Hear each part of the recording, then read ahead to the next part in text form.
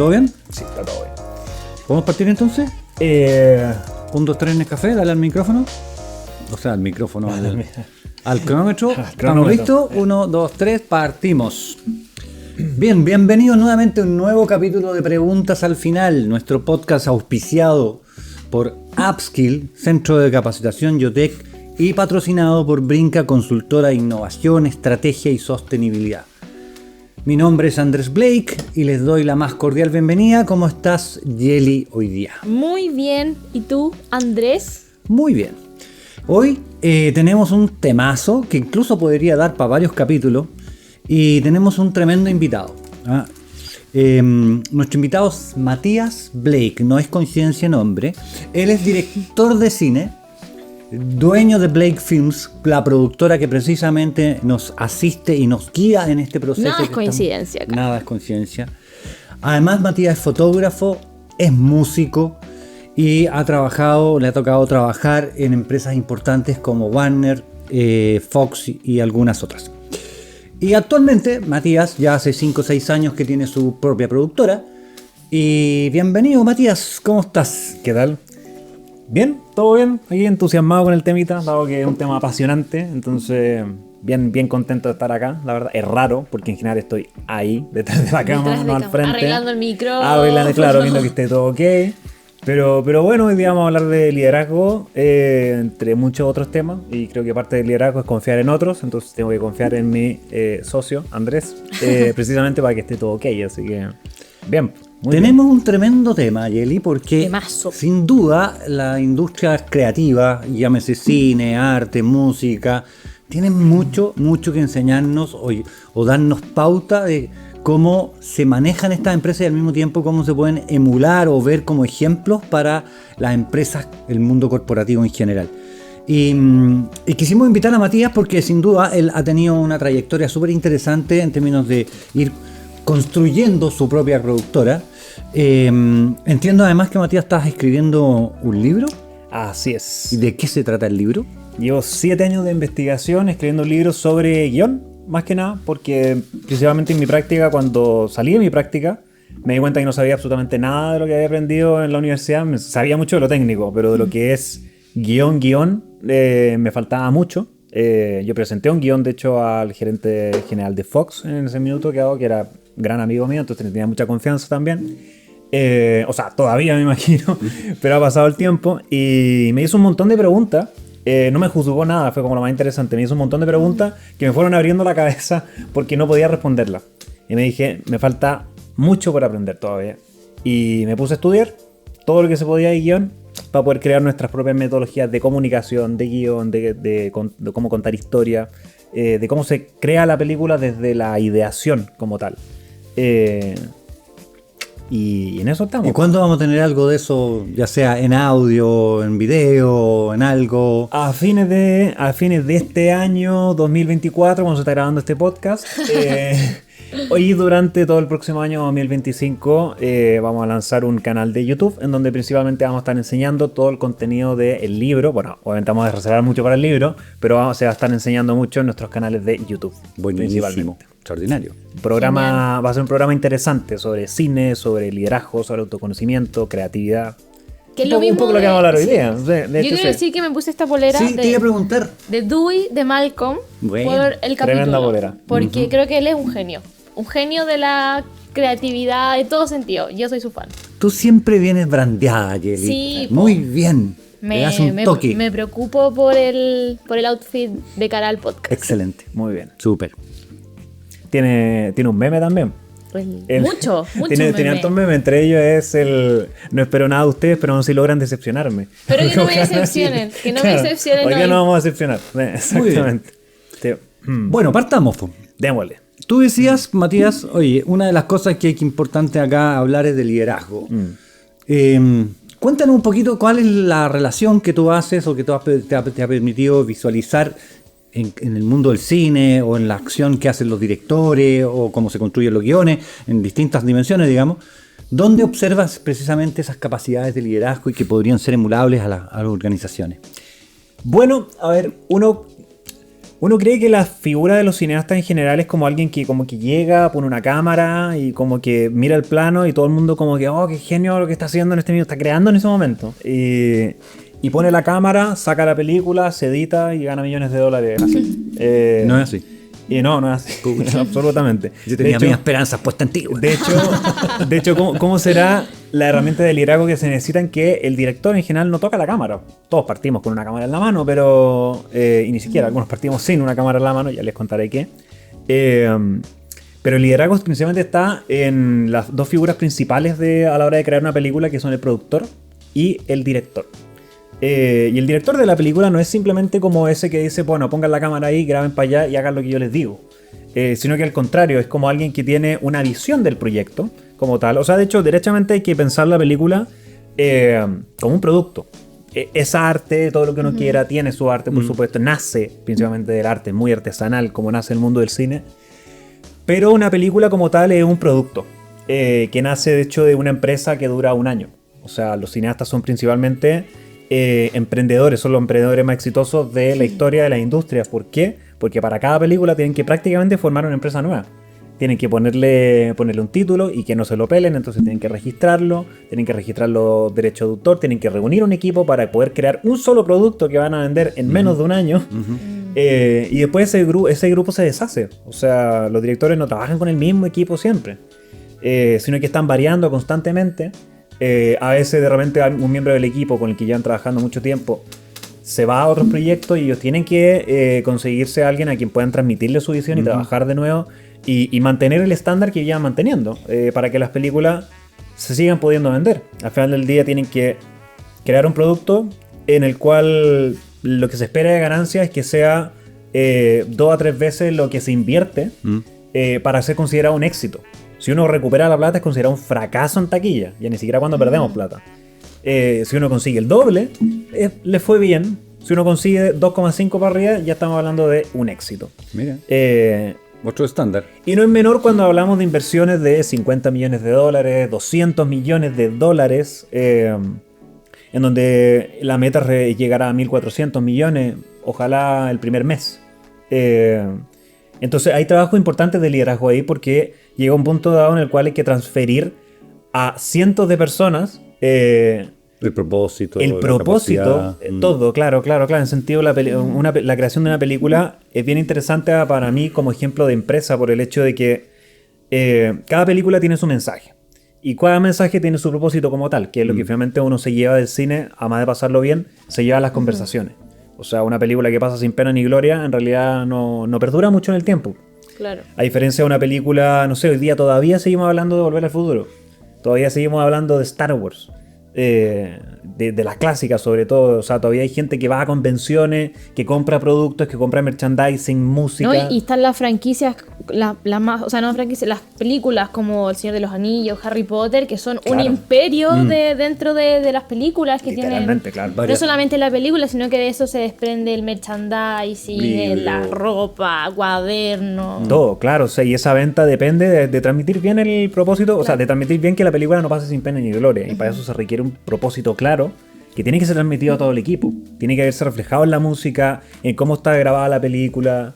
O sea, uno ve una película, no sé, una película romántica y tiene colores, tiene una textura visual, tiene una música determinada. Una película de terror también, una película de terror no es happy, necesariamente no. Es interesante lo que decís porque dependiendo, claro, del mood en que uno esté, es como ya voy a ver esta película. Como estoy triste, quiero estar más triste, voy a ver esta película. No, el masoquista, pues. Pero es súper interesante porque efectivamente, como que hay películas que uno recuerda no solo por la trama en sí, sino que por eso, por los colores, por lo que transmite, más allá del mensaje propiamente. Bueno, precisamente lo que estás contando es súper interesante porque tú de repente ves una película en un mood completamente distinto, pero estrena en la fecha que estrena y la tenéis que ir a ver al cine. Ya, la queréis ir a ver, pero no estáis como en la onda de esa película. No conectáis tanto como cuando la veis 6 meses después en tu casa. Total, caché que nunca lo había pensado. Es muy curioso. Claro, como por ejemplo a mí me pasó con Napoleón, que la fui a ver al cine. Y la última película que había visto, que fue a ver antes de Napoleón, creo que fue Oppenheimer. Entonces era como esta mega película que está pasando algo todo el rato, que todo es interesante, que es basada como en hechos reales, que era de Nolan, entonces como mucho hype. Claro. Llegué a ver Napoleón, que es una película que a mí me pareció como mucho más lenta, como a mí igual me gusta la historia, como que tenía nociones de ciertas cosas que en la película no estaban, entonces fue como, claro, venía súper alto, llegué a ver Napoleón y fue como, claro, mi sensación es que la película era mala, pero quizás no era la película, quizás era yo. Claro, bueno, y con un director que está a la par con Christopher Nolan en nivel de presupuesto, en nivel Claro. de técnica, talento, de trayectoria. Trayectoria tiene más, porque tiene más años, pero anda por ahí. O sea, sus películas andan en un presupuesto y en un tamaño similar, o sea, son súper comparables. Ahora, yo me imagino que una de las características del liderazgo para un Christopher Nolan o para uno de estos directores tan connotados, mega directores, Claro. es la capacidad para manejar los egos, po. A 100%. Porque tenía actores que también son súper actores y Claro. que por algo están ahí, que cobran millones de dólares. Pero el tipo tiene su ego y le gusta Y su los estilo y productores, su que me imagino forma. que también- Y en general varios que están asociados a esa lógica, ¿no? De hecho, los productores son súper odiados porque el productor es un empresario, más Claro. que nada. El productor hace posible que la película se haga posible. El director más que nada le transmite la visión a su productor, a sus productores de confianza. Y el productor decía, ¿cuánto me va a costar? ¿A quién tengo que contratar para que esto ocurra? Para poder tener eso en pantalla. Y qué potencial de inversión tiene. O sea, porque estaba en una volada súper personal donde no le ven nada comercial.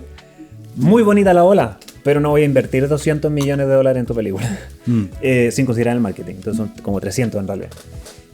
No voy a invertir ni 50 millones de dólares. O sea, y esos son los presupuestos que se manejan. Estamos hablando de millones de dólares. El presupuesto más bajo es de 2 millones a 5 millones de dólares en general para una película piola. Entonces, claro, hay algo importante ahí en el tema de los egos por el hecho de que en los equipos, sobre todo en el mundo del cine, todos quieren destacar. Todos quieren que su trabajo se note. Porque va a estar en una pantalla, que la van Y a que, ver no sé, me millones de imagino personas. que el famoso Oscar y todo eso que produce también. Hay como- premiaciones de por medio que la ve todo el mundo. Claro.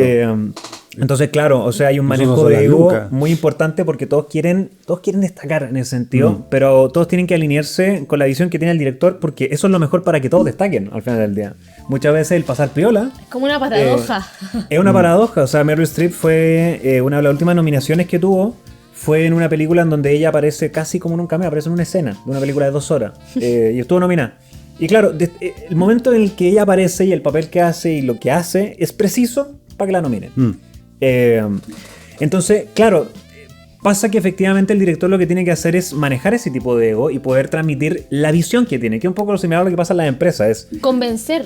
exactamente, convencer, pero ni siquiera desde el nos vamos a borrar, mira lo que tenemos, sino que es, tengo un proyecto en mente, lo veo, por eso finalmente se llama visión al final Claro. del día, y por eso se llaman directores, porque ellos dirigen al equipo hacia ese proyecto para que se haga posible al final del día, a esa visión que está realizando. Y son importantes los directores, no solamente por el estilo que tengan, sino por cómo abordan los temas. O sea, Nolan se ha vuelto un maestro en lo que es manejar suspenso, por ejemplo. Steven Spielberg se ha vuelto un maestro en lo que es manejar un cine un poco más familiar. Entonces, y también, bueno, Spielberg ha incurrido en todo. Ha hecho comedias, terror, aventura. Pero alguien que nos lleva, por ejemplo, más a películas como Indiana Jones, que nos lleva a Jurassic Park, que nos lleva a ese tipo de cine. Entonces, claro, el equipo finalmente puede ver cómo aborda él una película, una temática de determinada manera y el potencial que tiene para poder crear un producto que es coherente al mismo director. O sea, Nolan posiblemente nunca lo veamos hacer una comedia. Y él mismo dijo que lo más probable es que nunca incurra en el mundo del terror. Porque él dice, me quedaría terrible la película. Yo sé hacer, y estoy seguro de lo que sé hacer. Y lo que vengo haciendo, cuando leo un guión, sé que puedo hacerlo y sé cuándo no. Y cuando no me meto. O sea, y no entra como en ese... como con ese riesgo tan alto de repente de no estar seguro. Él está en general un gran líder porque está muy seguro de la visión que tiene. Y tiene mucha pasión por esa visión. Está muy convencido finalmente de crear un buen producto por ese lado. Y al equipo lo lleva a ese lado. De hecho, uno ve... Y yo creo que una de las mejores maneras de ver cuando uno tiene un buen líder o cuando está haciendo buen liderazgo es preguntarse... Si yo no estuviese presente y le preguntan a mi equipo sobre mí, ¿cómo hablaría mi equipo de mí? Así, en confianza. Y hay muchas entrevistas en donde hablan de Nolan, donde hablan de Clint Eastwood, de Martin Scorsese, de Denis Villeneuve. Y uno escucha a los actores, y claro, las apreciaciones son súper distintas entre directores, pero hablan de tipos de liderazgos distintos. Por ejemplo, de Nolan, él es alguien, bueno, un director inglés, muy inglés para sus cosas. muy exigente, por ejemplo, en lo que es cumplir horario, en lo que es ser puntual, en lo que es hacer la pega. Pero al mismo tiempo ellos dicen que él es como un papá. Es como alguien que te está haciendo una mentoría, alguien que te está enseñando constantemente mientras tú estás haciendo el trabajo. Y los actores lo comentan así, dicen es el mejor papá de Hollywood. Siendo que los actores realmente son más años que él. Porque es muy paternalista a la hora de liderar, porque lidera con mucho cariño por el proyecto. La visión que transmite es muy... la tiene muy clara, y muchas veces cuando su visión es muy alocada y la gente no la entiende, simplemente se ahorra a veces tener que explicarlo y decirle, mira, confía. Porque la secuencia está quedando bacán y le da confianza por otro lado. Y finalmente conectan todas las piezas y se forma la película que se forma. Clint Eastwood, por ejemplo, no es tanto de él presentarse como director. Él mismo cuenta, todos los actores, Tom Hanks y todo cuentan, él no dirige diciendo acción y corte. Él hace así, como con la mano, y ahí como todo el mundo entiende, como ya grabar, hace corretoneo y todo, porque él no quiere interrumpir al actor. Y le dice, ya, dale, cuando quieras, cuando estés listo, tómate tu tiempo. Y el actor, bueno, asumirá que la cámara está corriendo y hace lo suyo, para poder respirar la acción, para poder llevarla a cabo y poder tener la mejor interpretación posible. Y cuando estás listo, dice, bueno, perfecto, estamos listos. Y su manera de dirigir es no dirigir. Él deja que el equipo haga lo que tiene que hacer. Y cuando hay que hacer alguna corrección, lo corrige. La cámara un poco más para acá. Y lo mismo, bueno, no le van a hacer todo eso también. Pues, Gary Oldman lo cuenta también en una entrevista. Que él le dice como él ajusta volúmenes. Es como uno realmente está así, realmente dice, mira, a tu personaje le importa un poco más. O de repente está un poco más en riesgo la situación.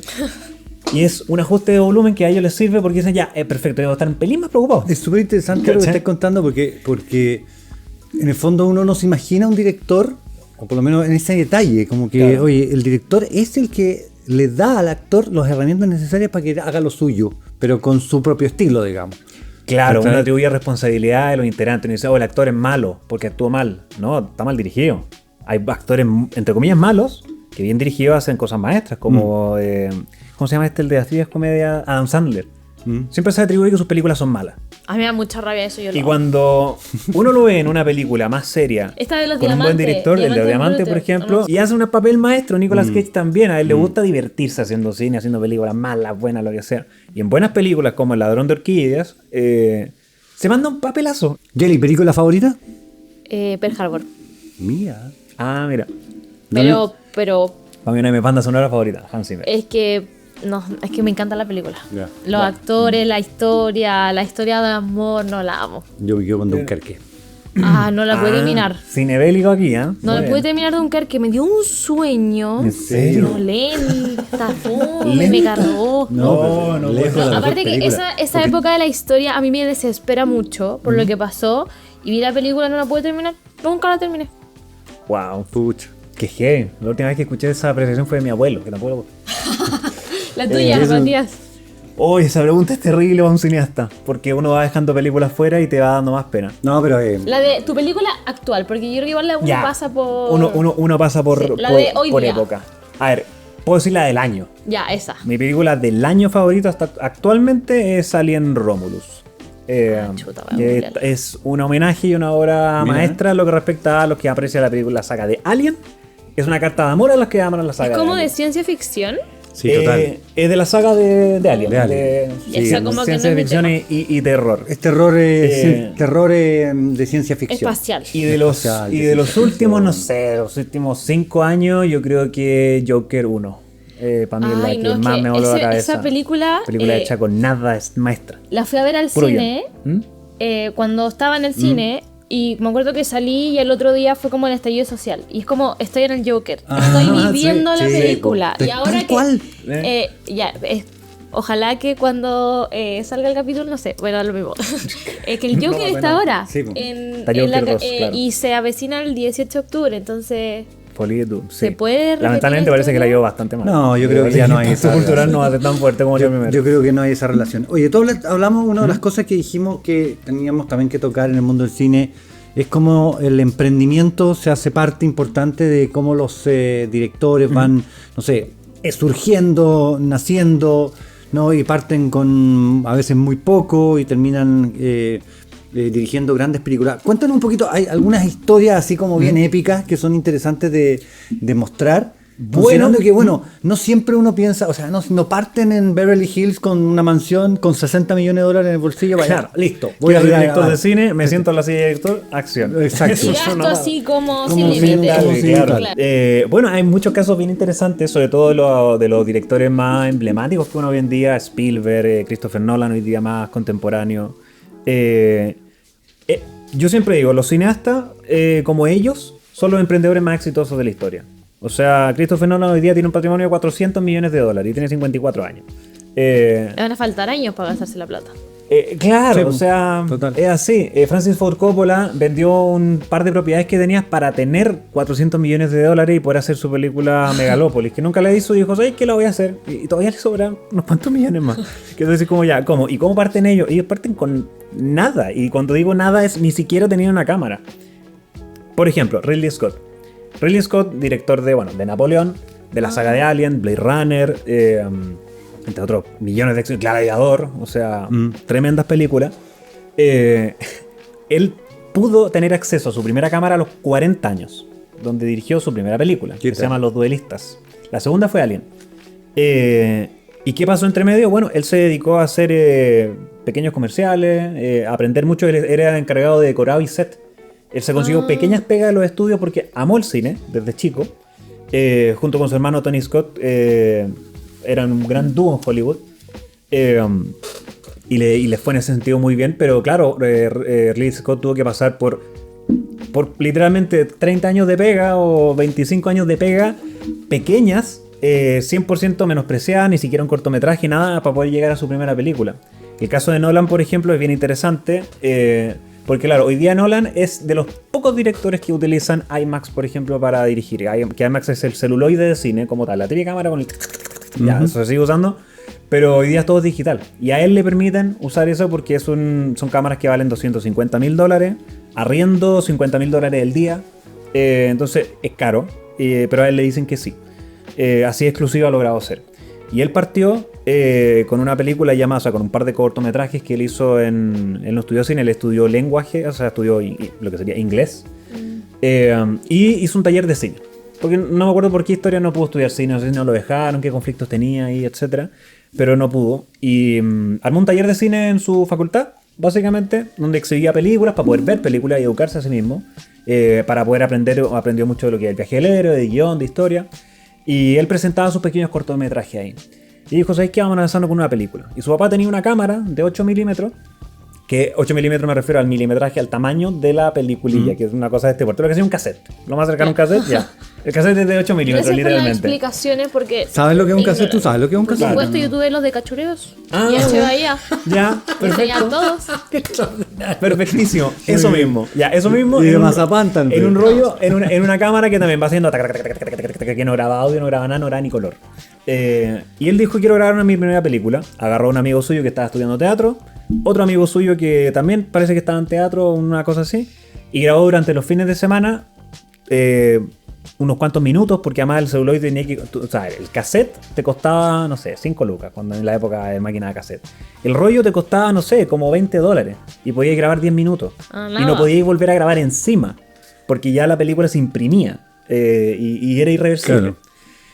Entonces, nada, pues lo que hizo fue trabajar en su taller de cine, donde cobraba por exhibir películas. Con eso financiaba el poder comprarse más rollos de película para poder grabar los fines de semana durante un año. Y así sacó la película Following, que fue su ópera prima. Y eso lo llevó a unos cuantos festivales. La película es maestra, que tú decías, como alguien parte así, vaya manera de partir una carrera. Es muy buena, es puro guión. Se hizo pidiendo permiso de, ¿puedo grabar en esta cafetería? Sí, grabe nomás, y ahí tal cual, se llama la chilena prácticamente. Su mamá le hacía sándwiches, su polola la ayudaba a conseguirse lugares para grabar y cosas. Oye, podemos grabar en esta calle, no pasa nada si la gente pasa ya y todo. Hay algunas personas que miran a cámara en la película incluso. Mira, ¿con qué están haciendo? Muy curioso, Qué loco. porque es súper amateur. Y su segunda película la hace con Robin Williams, con... ¿cómo se llama el actor de Padrino? Si no se me olvida. Con Al Pacino. Con Al Pacino. Y con un presupuesto ya creo que no sé si de 15 o 50 millones de dólares. Ya ves, Ah, el Robin Williams salto que se dio. Un salto, brutal. ¿no? o sea, y Robin Williams y Al Gigante. Pacino son actorazos. po. Es como, actorazo, o sea, Nolan es estamos como un hablando de- unicornio del mundo del Es un unicornio del mundo del cine, tal Sí, cual. Hay otros directores que les costó más. Spielberg partió también consiguiéndose pega y una pasantía en Universal. Y ahí él daba vuelta, no sabía nada de cine. Y él siempre decía, quiero ser director, le decía a los productores. Y le decían, ya, pues primero tenéis que educar en esto. Se consiguió un par de pegas entre medio. Grabó un cortometraje también a la misma, así con la cámara de su papá. Su papá quería que él estudiara, que estudiara ley o que estudiara algo relacionado con los negocios. Y por eso siempre tuvo conflicto en él y se ven todas sus películas. De hecho, el conflicto de los padres que se separan. Quedó muy traumado. Quedó súper traumado. Pero lo usó como una herramienta narrativa. Y entre pega y pega, de repente consigue grabar un trozo, un capítulo de una serie que estaban grabando en Universal con una actriz que parece que era mega difícil. Que le decían, si lográis dirigirla bien, te ganáis el poder hacer una película. Qué buena. Y la hizo tan bien que un productor principal le dio un contrato de 7 años a todo evento, éxito o fracaso, para poder apoyarlo en sus siguientes proyectos. Y ahí partió con sus primeras 2-3 películas. Un inversionista ángel, podríamos decir. Sí, también. O sea, son efectivamente. historias de gente que parte con nada. O sea, hay una entrevista y esta diría que es la última gran historia, la de Ridley Scott con 40 años. Él dijo, a mí no me permitieron tener una cámara ni dirigir nada hasta que no manejar el guión. Y hoy día, ¿qué es lo que pasa? Hoy día los cineastas jóvenes manejan primero la cámara y antes el guión, pero la cámara la tenían en un teléfono. Claro. La primera cámara que tenemos. Después tenemos cámaras más sofisticadas cuando nos podemos permitir una cámara, pero de guión, cero. Y ellos tuvieron que hacerlo al revés. Es como, a ver, preséntame una buena historia. Aprende a escribir primero una historia que venda, que valga la pena, que tenga una visión, que tenga algo. Aprende a crear un proyecto, básicamente, antes de que yo invierta en ti. Bueno, yo creo que hay un tremendo ejemplo desde el punto de vista de lo que es emprendimiento, porque es partir con las patas y el buche nomás. Las pues, patas y el buche. y meterle mucho talento y mucho trabajo. Algunos sin estudio, incluso. O sea, Quentin Tarantino, él trabaja en un videoclub. Y él trabajó ahí principalmente porque no quería ir al colegio. Se fugaba para ir al cine, para meterse tan fugamente prácticamente al cine. Y en el videoclub se puso a trabajar, tenía sus luquitas para poder comprarse su cámara, sus cosas para poder partir. Y ahí él se autoeducó, vio todo lo que estaba en el Blockbuster donde trabajaba prácticamente, lo vio todo. Y se culturizó a un nivel impresionante. Después estudió como más por su cuenta, pero se convirtió en el director que es también, que es un director legendario hoy en día. ¿Sabes? Con esta conversación, bueno, y yo sé de cine lo que, en el fondo, lo que sabe una persona que se sienta y ve una película, o sea, no. Y cuando nos has contado estas cosas, como que siento que hay se pueden hacer ciertos paralelismos con el mundo más organizacional. Y es que al final todos estos directores, los que parten con poco, con otros con menos que poco, Claro. tienen en común, y los que parten en el fondo ya con una situación más privilegiada, si se quiere, tienen en común esta obsesión. Claro. Que en el fondo ellos los apasiona y eso los hace en el fondo tener esta motivación, estas ganas de ya, filo, sabéis que estoy dispuesto a trabajar en un videoclub, juntar la plata, no quiero hacer nada más. O voy a buscar trabajar en un estudio, codearme con la gente. Yo creo que eso es un aprendizaje muy grande para el mundo corporativo, en donde se espera que todo sea instantáneo e inmediato. Ah, ¿sabéis que tengo esta idea? Listo, la prueba no funcionó. Ah, ya listo, chao, me olvido, voy con otra idea. Y creo que hoy en día también en el mundo de la inmediatez, donde todo era para ayer, todos los proyectos están atrasados, falta mucho eso, como esas ganas de sentarse, pensar cómo puedo transmitir el mensaje, cómo puedo hacer que toda esta gente egocéntrica vea lo mismo que yo y reme para el mismo lado. Insisto, esta como obsesión sana por los problemas, por cómo puedo transmitir, cómo puedo lograrlo, yo creo que falta mucho. Y con lo que tú nos contáis, me encuentro que es muy lindo como la metáfora. Sí, pues la analogía que se puede hacer. Bueno, es bello porque hay directores, por ejemplo, Nolan hace mucho eso y Spielberg también lo hace. Ellos apadrinan gente después en sus producciones. Ellos buscan todo el tiempo cambiar al equipo. Uno, para no hacer lo mismo, para no sentirse atascado en una empresa, por así decirlo.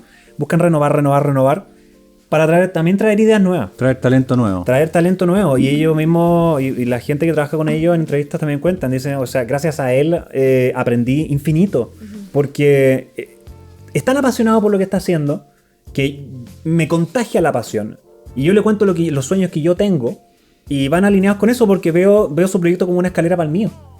Y eso llevado al mundo corporativo para mí es algo que me obsesiona a nivel de yo mi empresa la manejo así. O sea, para mí mi idea es ojalá la gente que trabaje en Blake Films no se queden en Blake Films, sino que sea la escalera para sus sueños, su propósito, porque además eso los motiva también a trabajar pensando en eso. No lo hago ya solamente por la empresa o ponerme la chaqueta por la empresa. Hoy día las empresas las cambian cada 3 años, como estaban hablando en otros capítulos.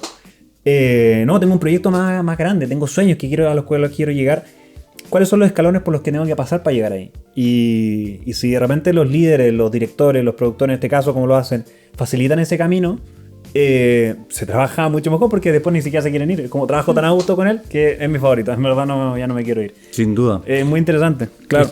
Oye, bueno, estamos en el podcast Preguntas al Final. Hoy día con un tremendo invitado, Matías Blake, cineasta, director de cine, fotógrafo. Además es coach, ya se habrán dado cuenta por la forma en cómo la mirada que tiene de las cosas del mundo organizacional. Y con el auto-auspicio de Upskill y Brinca, ¿no? Me quedo con un punto que tú dijiste, Yeli, que me gustaría rescatar, que tiene que ver con esa capacidad de ejecutar, ¿no? De llevar a cabo las cosas. Pero también yo observo o hago en la metáfora, la analogía, la tremenda creatividad que tienen estas personas, más allá de la película o del guión, que es propio del arte, ¿no? Sino que la forma en cómo ellos resuelven situaciones que ellos quieren mostrar en el cine, claro, sin tanta plata, sin tanta tecnología incluso detrás, a veces son cosas bastante artesanales, pero son capaces de apelar a esa creatividad, insisto, más allá del guión o de la estructura de la historia, sino que de la forma en cómo realizan eso. Bueno, mucho tiene que ver con escuchar a tu equipo. Los directores son gente apasionada, son gente obsesionada con su pasión, lo cual es muy nutritivo para los proyectos, pero muchas veces no hay plata, muchas veces hay censura por temas culturales. En su época había una censura que era más heavy, que era por ley, que era el famoso código Hays, que se llamaba, que fue en la época de Alfred Hitchcock, años 30, 40, donde no se podía mostrar gente fumando, no se podía mostrar sangre, ni crímenes, ni cómo desarrollar un crimen. O sea, la planeación de un robo, eso no se puede mostrar en pantalla. Uh-huh. Y tuvieron que resolver. Y directores como Alfred Hitchcock, que se convirtió en uno de los más legendarios de la historia, alguien que de hecho no partió dirigiendo, alguien que partió haciendo todo, menos dirigir, porque en esa época los directores eran vistos como uno más de la empresa, uno que marca tarjeta, literalmente. El director para una serie que estaban grabando estaba resfriado, no pudo ir. ¿Y quién está?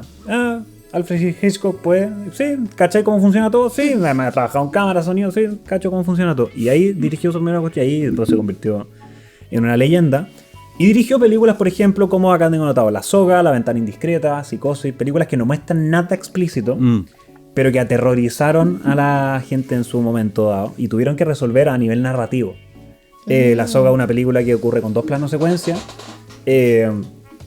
toda la película, y tiene esa coherencia y lo convierte en una herramienta de suspenso. La Ventana Indiscreta, también tema de presupuesto, ocurre 100% desde el punto de vista de una persona que mira por la ventana, porque la persona está con una lesión en las piernas y ve un crimen en el vecindario y no tiene cómo advertir a sus vecinos de que hay un asesino matando gente. Después de este podcast todo el mundo sale a ver cine. Es que eso totalmente que se acabe para ir a verla. Porque además la cámara no la mueven así como el punto de vista del asesino, no, se queda en la persona que está mirando al otro lado. Y por temas de presupuesto, por temas de... Para no mostrar un crimen, estaba cuchillando a otra, la pura sombra, la clásica sombra que uno veía, que ya está como... Estaba pensando de las que dijiste, yo lo he visto Psicosis, y claro, en el momento no me di cuenta, pero claro, es como... Uno queda tan así como, no sé, extrañada, porque es como que uno se asusta por lo que uno cree que pasa, porque en verdad tú ves y no hay nada, no acuchillan a nadie, no se ve al es la imaginación, es la imaginación.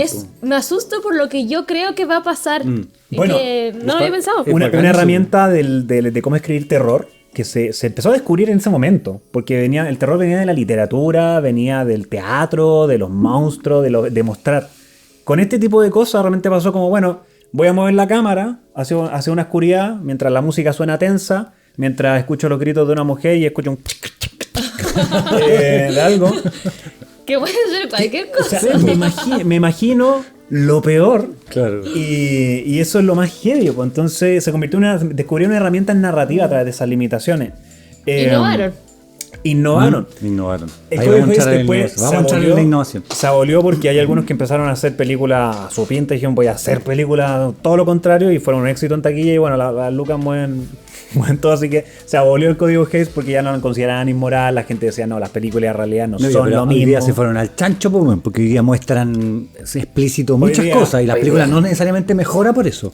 No necesariamente mejora por eso. A mí me gusta el cine de Nolan porque él es muy elegante a la hora de no mostrar y de llevarte a tus peores pesadillas. De repente con Oppenheimer lo hace. O sea, Bueno, sobre todo... Hablando de lo de mostrar, yo no la he visto, pero dicen que la sustancia es ya así, otro nivel de gráfica. Ah, sí, una amiga la vio, me dijo que era muy mala película. Me dijo que se aburrió como ostra, pero que era lo gráfico a un nivel que te decís, pero ya, ¿Para qué? ¿por qué estoy viendo esto? Sí. Como de, ¿cuál es la idea de ¿Cuál es el esto? objetivo? Pero claro, hay películas, por ejemplo, hay una película que se llama Lock, que a mí me encanta. Que Muy buena película, la recomiendo. Lock. Con Tom Hardy Búsquenla. como actor principal. Costó nada la película, costó los honorarios de Tom Hardy. Ocurre dentro de un auto, es de un tipo que maneja en auto todo por el una mundo le carretera. gusta ese tipo de cosas, pero No, pero a nivel de cómo los directores han resuelto a nivel de presupuesto. ese es el punto. Y de repente resuelven con un auto, con un personaje, un buen guión dentro de un auto una noche y el resto de personajes hablando por teléfono y te lleva a situaciones tensas a morir. 12 hombres en pugna o 12 hombres sin piedad, por ejemplo, de Sidney Lumet, también un gran ejemplo clásico, que son 12 hombres literalmente discutiendo un caso dentro de una habitación. Uy, no conozco Y nada. toda la película ocurre ahí dentro y estás así, porque lo que ellos resuelvan va a determinar si condenan a un hombre a la pena de muerte o si lo dejan libre por un crimen que está más o menos en la duda. Y son cosas como esa, o sea, Puro guión. No hay nada de tecnología detrás. nada de tecnología detrás puro guión. y todo llevado por temas de presupuesto y cosas así. Lo interesante es que muchas veces la limitación igual te llevan a otros caminos. Por ejemplo, la historia de George Lucas, por ejemplo, para mí él es el director sí, porque dirigió películas, pero no hizo carrera siendo dirección, más importante de la historia del cine moderno. Porque él, por ejemplo, tenía la visión de Star Wars, no tenía cómo hacer los efectos especiales de Star Wars, si no tenía un presupuesto exuberantemente enorme. Y Star Wars fue un guión rechazado como 3 o 4 veces, porque era una visión primero para retratar la guerra de Todavía Vietnam. deben estar así. ¡Ay, Después, ¿por qué lo rechacé? después fue como ya vamos a hacer una secuela como de Flash Gordon. Después queremos hacer una recreación del cine samurai de Akira Kurosawa. Y finalmente evolucionó en lo que es Star Wars, la primera película. Me acordé de la película Rapsodia Bohemia cuando el director de una productora de música le rechaza el disco claro. Rapsodia Bohemia a los Después se Queens. tira los pelos, Y después como- se tira los pelos. parece que me Me equivoqué. acordé de eso. Bueno, pasó un poco similar porque George Lucas dijo ya, no tengo cómo hacer esta película con la plata que no me están dando. Voy a crear mis propios efectos especiales. Y él fundó el rancho Skywalker, que es un rancho básicamente donde creó una productora llamada Industrial Light and Magic, que es hoy día la principal industria de efectos especiales de Hollywood.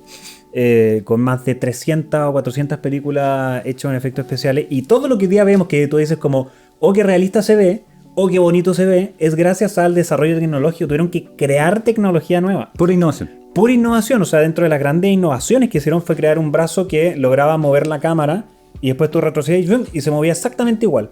Entonces, ¿qué hacía? Que tú pudieras poner, no sé, por el halcón milenario acá, movíais la cámara, porque no podíais mover la maqueta como tal, entonces movíais la cámara en una pantalla verde y después movíais otra nave más y después los poníais juntos en edición y parecía que una nave perseguía a la otra. Y eso no se había hecho nunca. Antes todo era con maquetas, con platillos voladores arriba de hilo. O sea, veníamos de ahí y no habríamos evolucionado a lo que hoy día vemos si no fuera por eso. O sea, un qué cine de terror que nos asuste, un cine de aventura que nos emocione a nivel visual. Son herramientas que te llevan a crear visiones de películas más grandes, inversiones más grandes y ganancias más grandes también. Y que la gente no se salga de la película, sino que te la compré. Tú estás viendo la película y no te digáis como, qué falso eso. No, como, oh, qué espectacular, estoy, no sé, veo a James Bond saltando un edificio, después yendo para otro lado y todo, y Pero lo veo todos en secuencia. Igual de repente se pasan para la punta. Yo me acuerdo de No, hay haber cosas visto que sí, pues no tan Rápido y Furioso, ya no me acuerdo, 6, 7, 8, cuando 12.000. como están en como Abu Dhabi y saltan Claro. de un edificio a otro con un auto, el auto rompe el vidrio, no le pasa nada al auto y estaciona perfecto en el piso 43. Claro, sí, pues. Como ya, es como... No, hay cosas no te la compro. Hay cosas Sí, que te hay llevan a una límite. fantasía, No te la a una compro. fantasía más, claro, a una fantasía más, es que es full acción, ¿cachai? Pero la ventaja está en que tú puedes crear esa imagen, independientemente de lo realista o falta que se vea, lo estás pasando bien. Sí. Ay, Bueno, es que claro, tenía el cine Al en final puro del día- entretención Claro. al final del día se trata de no pensar en nada. El cine al final del día se trata de divertirse. Oye, te voy a hacer una pregunta capciosa, Matías. ¿Cómo ves tú la industria del cine chileno? ¿Cómo la veo yo? Como una industria que le falta mucha madurez corporativa. ¿Por qué? porque no existe el concepto de producto muchas veces. Hay pocos cineastas que ven el cine como de, a ver, estoy creando un producto como tal. ¿Por qué? Porque por alguna razón hay como una visión cultural de que todo lo hollywoodense, todo lo que venda mucho y ese tipo de cosas, todo lo comercial, ese como lado comercial un poco medio así como apasionado, es como malo, es como que suprime el arte. ¿Por qué? Porque hay muchos productores que dicen, mira, a ver, para que la película venda más, debería llevarla por este lado. Y sí, efectivamente, o sea, uno se tiene que adaptar, los directores tienen que adaptar sus visiones a lo que el productor diga, porque al final del día, si así, por ejemplo, una película que tú quieres que sea muy familiar, y la así llena de tripas, no funciona, pues no es familiar. O sea, derechamente, es otro público, quizá un público más cerrado. Quizá a la gente le gusta el cine de terror, pero no le gusta ver tanta sangre ni cosas, entonces necesitáis crear variedad. Y el cine chileno no está muy llevado a ese lado, ni siquiera está llevado al lado del género. Está llevado muy llevado al tema de quiero retratar problemas reales de los chilenos, más que nada, más que entretener a una audiencia. No lo ven como una herramienta de entretenimiento, de hecho es casi una manera de verlo como un entretenimiento, es casi una manera de menospreciar lo que hacen. Entonces es un problema porque al no verlo como un producto, se pierden oportunidades. No hacen campañas comerciales, no tienen una visión tampoco como de quiero crear ya una película de terror, quiero crear una película de aventura, quiero crear una experiencia para el espectador determinado. Hay mucho ego de por medio que arruina el producto. Mira.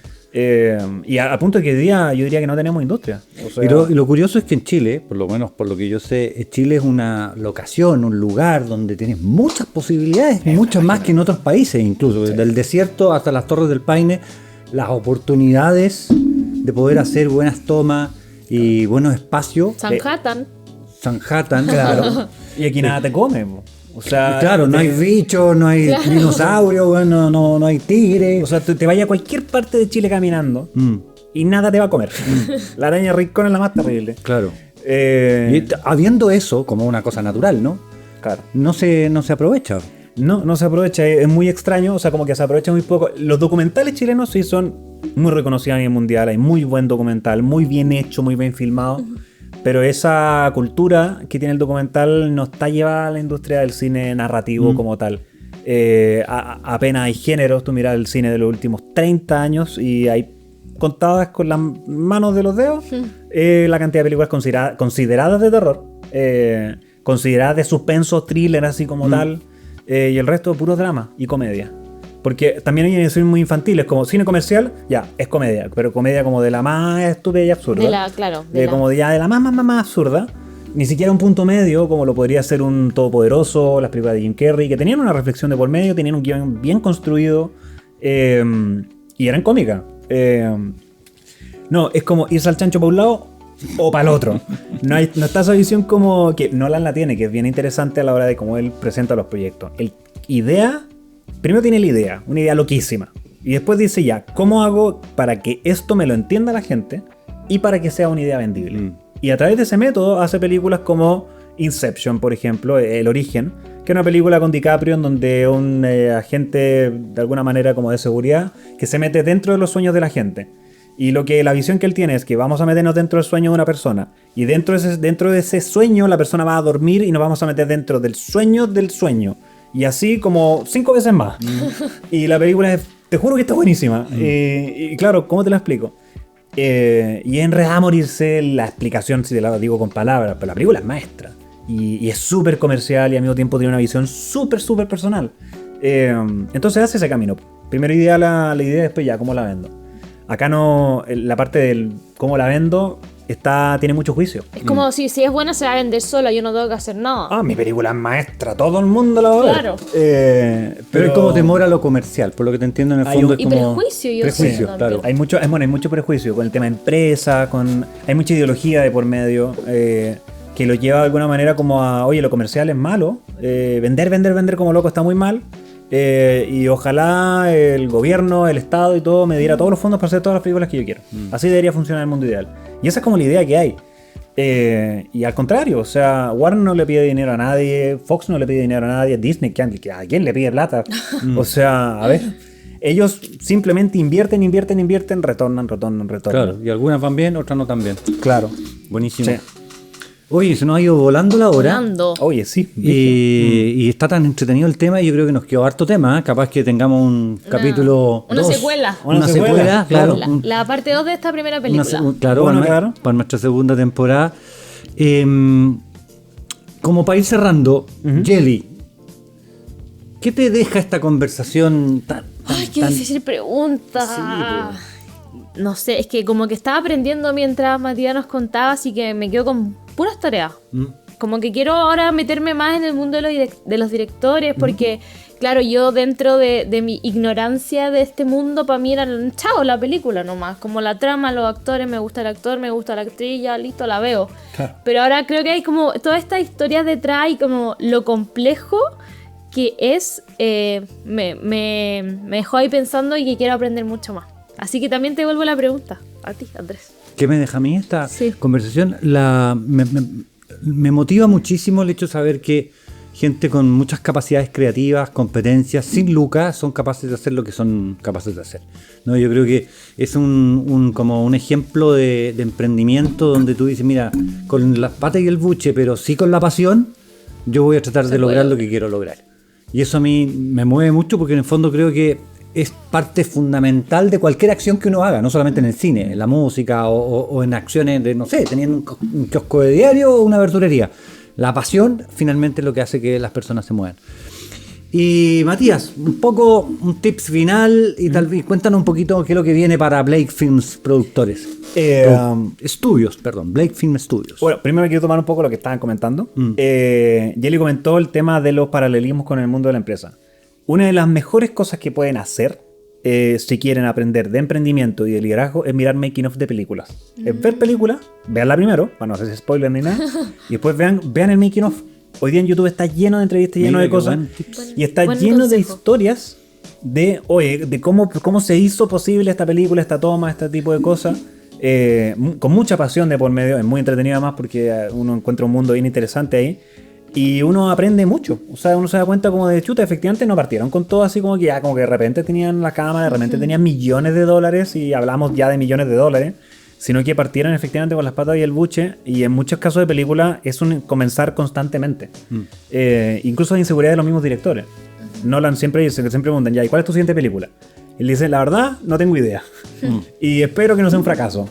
Y tiene inseguridades como de chuta, mi siguiente película no sé ni cuál va a ser. Y tiene la presión también de que sea increíble. Claro, porque además también genera expectativa, entonces tiene mucho de otro lado, entonces genera mucha inseguridad a alguien que uno dice como qué inseguridad va a tener. Y es muy interesante ver ese mundo por ese lado. Por otro lado, el tema de la pasión, sí, la pasión mueve montaña. Y cómo será que, por ejemplo, y esta es como la última pequeña historia que cuento, Ramin Djawadi, que es el compositor musical de la banda sonora de Game of Thrones, de las películas de Iron Man, de House of Dragon también, él partió sirviendo café en el estudio, en una productora que tiene Hans Zimmer que se llama Remote Control, donde él básicamente servía café y escuchaba y aprendía un poco sabía, el compositor, músico, pero no estaba 100% metido en la industria. Y estaban muy atrapados con la banda sonora de Piratas del Caribe, que no sabían cómo hacerla. Estaban como, habían un par de ideas, de par de Tenía tips. película esa. Y Hans Zimmer estaba como, ya no sé qué hacer. Estaba con el producto, con Jerry Bruckheimer y con Gore Verbinski, el director, y decían que ya, tenemos el sonido, más o menos para dónde queremos llevarlo, pero no Zimmer, pues, sé cómo calzarlo. Claro, el compositor más cotizado en Hollywood hoy día. Y al final del día eran como las 3 de la mañana y dijeron, ¿sabes qué? Nos vamos a dormir. Y Ramin Djawadi dijo, ¿puedo jugar un poco con el estudio? Tengo un par de ideas. Y Hans Zimmer le dijo, sí, ya deja apagar la luz y todo, porque él es muy abierto con ese tipo de cosas. Su estudio es literalmente un escritorio, con un piano maravilloso, con todo el equipo de computación, y tú puedes llegar y tocar. Si sabéis cómo hacerlo. Y a la mañana siguiente, claro, se pillaron a este compositor, a Ramin Djawadi, así durmiendo arriba del teclado, con un bosquejo de ideas. Y la escucharon, y Gore Verbinski dijo, esta es la película. Estoy escuchando la película, esta es la película. ¿Qué tal? Y Hans Zimmer cuenta, y esa fue creo que la última vez que sirvió café, porque después saltó al tiro a otras producciones. Y Hans Zimmer partió igual, estaba sirviendo café para Stanley Meyers, que es un compositor de una película llamada The Deer Hunter, el cazador de ciervos, con Robert De Niro, Meryl Streep. Y también servía café, pues. Y él mismo contaba, estaban atrapados con la banda sonora, no sabían qué hacer, y él dijo, ¿puedo proponen algo y él contaba lo más importante es que me escucharon, no me hicieron callar. No fue como a ver, cállate tú, no sabes nada, tú estás allí para aprender. No, ese que está sirviendo el café, en bola es compositor, en bola algo sabe, en bola tenía una opinión, algo que decir. Y eso habla mucho del liderazgo. Y Hans Zimmer cuenta que esa fue la última vez que sirvió café. Y ahí partió su carrera. Mira. Entonces, claro, me quedo mucho con el tema como de lo que es el liderazgo también a la hora de emprender. Y a la hora de... Y la pasión también a la hora de emprender. De motivarse, de no tener miedo de decir, así que tengo una idea. Y la apertura de escuchar también. Y la apertura de escuchar también. O sea, es un aprendizaje tras otro, es como curioso. Sí. Porque eso te permite transmitir la idea a otras personas. Y no tener miedo de contar la idea. De ir y decir, es que mira, tengo una idea, pero va a salir bacán. Y de escuchar de repente las propuestas de, está mejor de lo que pensaba. Y después lo miráis en cámara y está mucho mejor. Y con el emprendimiento, o sea, 1000 veces. Buen aprendizaje para el mundo corporativo. 1000 veces. ¿Cuántas veces tenemos colaboradores que tienen buena idea y no los pescamos? O tienen miedo y no se genera el espacio de confianza. Así que ahí nos llevamos. La siguiente pregunta era, ¿qué viene para Blake Films Studios? ¿Qué viene para Blake Films Studios? Bueno, estamos con una gran producción de podcast. No solamente con este, sino que con otro más. Se llama Dos Locas Sin Límites, que vamos a estrenar también dentro de estas fechas. Deberían estar estrenando más o menos para el Suena bien eso, suena bien. Suena bien, está bien interesante, ya de otro tema, no es corporativo, sino que es más entretenimiento y como propósito de vida, etc. Y entre otros proyectos, bueno, esperamos el próximo año poder lanzarnos con nuestros primeros cortometrajes narrativos, a ver si es que aquí comienza nuestra historia de...